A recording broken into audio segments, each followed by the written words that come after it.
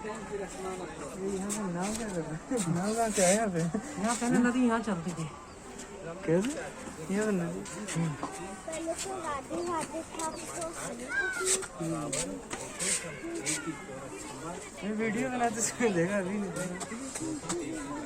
विशेष्य शून्यवादी ग्राम्य जन निस्तारिणे जय श्री कृष्ण चैतन्य प्रभु नित्यानंद श्री अद्वैत गदाधर श्रीवासादि श्री गौर भक्तवृंद हरे कृष्णा कृष्णा कृष्णा हरे हरे हरे राम राम राम हरे हरे। बोलिए श्री वृंदावन बिहारी लाल की, श्रीमती राधा रानी की जय। जय जय श्री राधे राम। आप लोगों को पता होगा ब्रज के बहुत ही स्थानों में से एक दिव्य स्थान है भत्तरोड़ बिहारी। भत्तरोड़, अरोड़ मतलब अवहन करना, खाना, जहाँ पर भगवान श्री कृष्ण ने स्वयं भात खाया था। भात का बहुत महिमा है, तो इसलिए रोज भगवान के राजभोग में चावल का भोग लगता है। तो इसलिए इस जगह पर भगवान श्री कृष्ण ने भात ग्रहण किया था, चावल भक्षण किया था। इसके पीछे एक कथा है कि यहाँ से थोड़ी दूर पर मथुरा है, जहाँ पे कंस की राजधानी थी, और यहाँ पर भगवान श्री कृष्ण इस दिशा में, यहाँ से पश्चिमी दिशा में भगवान गोचारण करते थे प्रतिदिन। प्रतिदिन का नियम था, भगवान श्री कृष्ण अपने गोप बालकों के साथ आकर इस जगह पर जमुना में विहार करते थे, जल क्रीड़ा किया करते थे, गोचारण किया करते थे, वत्सचारण किया करते थे। एक दिन और यहीं से बहुत सारे असुरों का वध किया। एक दो नहीं, जितने सारे असुर ब्रज के आते गए और भगवान श्री कृष्ण हंसी हंसी खेल खेल में मजाक मजाक में मारते चले गए। सबसे अंतिम असुर आया था जिसका नाम था केसी, वो भी जमुना जी के तट पर वृंदावन में ही वध किया, घोड़े के रूप में, आप सभी जानते ही होंगे। लेकिन सारे असुरों से तो निजात पा जाते थे, छुटकारा पा जाते, लेकिन अंतिम एक समय की बात है, भगवान श्री कृष्ण गोचारण करते करते इसी दिशा में आए।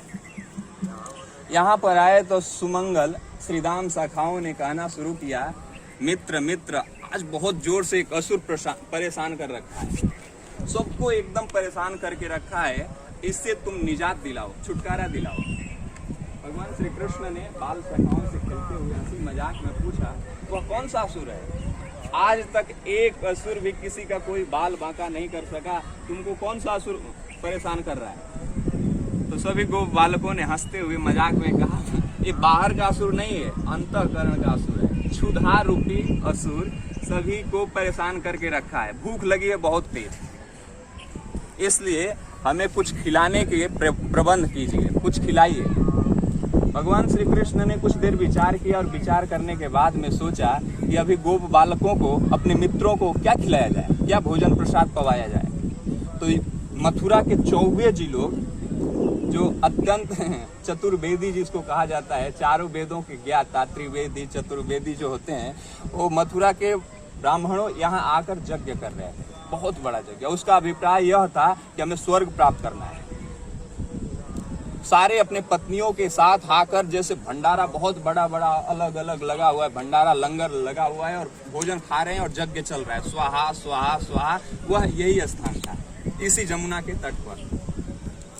भगवान श्री कृष्ण ने श्रीदामा, शुभल आदि सखाओं को, मधुमंगल आदि सखाओं को आदेश दिया, तुम लोग जाओ और उस यज्ञ में जाकर कहो कि भगवान श्री कृष्ण आए हैं, हमारे सखा, और उनको बहुत तेज भूख लगी है, वो खाने के लिए कुछ भोजन दे दो, प्रसाद दे दो। बड़े खुशी के साथ, आनंद के साथ भ्रमण करते हुए, भागते हुए वो यज्ञशाला में प्रवेश किए।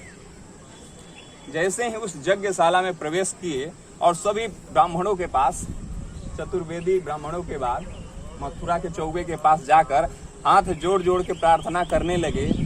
यहीं से कुछ दूरी पर भगवान श्री कृष्ण गोचारण करते हुए, गोचारण कर रहे हैं, उनके लिए कुछ प्रसाद दे दो।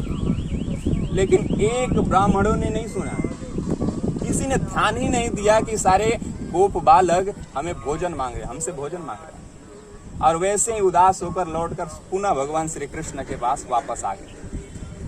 जब वापस भगवान श्री कृष्ण के पास आए तो फिर वह हाथ जोड़ के प्रार्थना करने लगे, हम लोग वहां गए लेकिन कुछ नहीं खाने को मिला, आप कुछ व्यवस्था करो।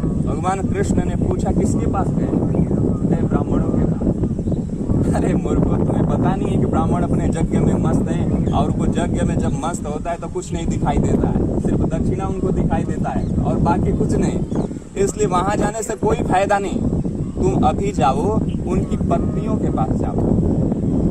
रामचरितमानस में कहा गया कि जननी जन्म भूमिश्च स्वर्गादपि गई।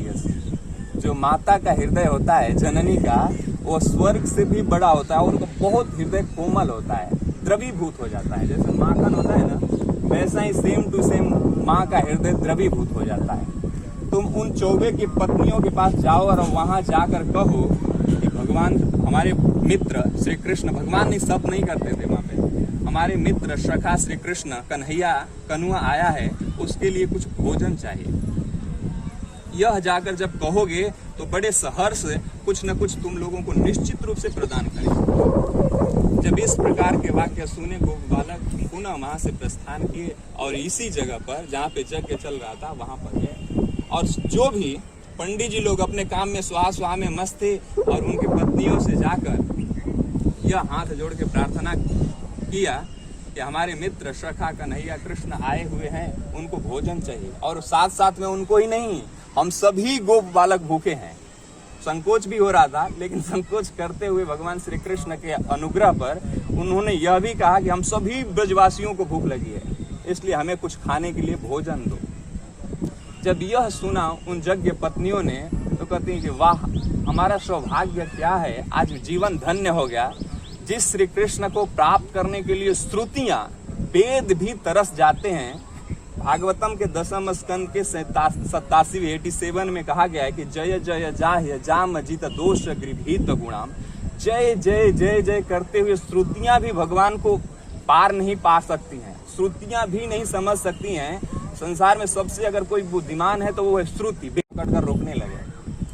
तुम लोग इस समय अपने पति को छोड़कर पराये पुरुष के पास जा रहे हो, यह उचित नहीं है। लेकिन लाख कोशिश करने के बाद, लाख समझाने के बाद भी उनकी पत्नियां नहीं मानी। कोशिश करके थक गए लेकिन वो मानी नहीं और भगवान श्री कृष्ण के पास में अपना भोजन लेकर पहुंच गए। वह भोजन लेकर थाल में सजाकर भगवान श्री कृष्ण के पास पहुंची और वहां पर भगवान श्री कृष्ण और गोप बालकों के साथ अपने हाथों से दही और भात का कलेवा कराया। इसी जगह पर, वह यही जगह है, इसीलिए इस जगह का नाम पड़ा है भतरोड़ बिहारी। जो भक्षण करके, अवरोहण करके यहाँ पर जो अनेक प्रकार के लीलाएं किया, इसलिए इस जगह का नाम है भतरोड़। यहाँ पे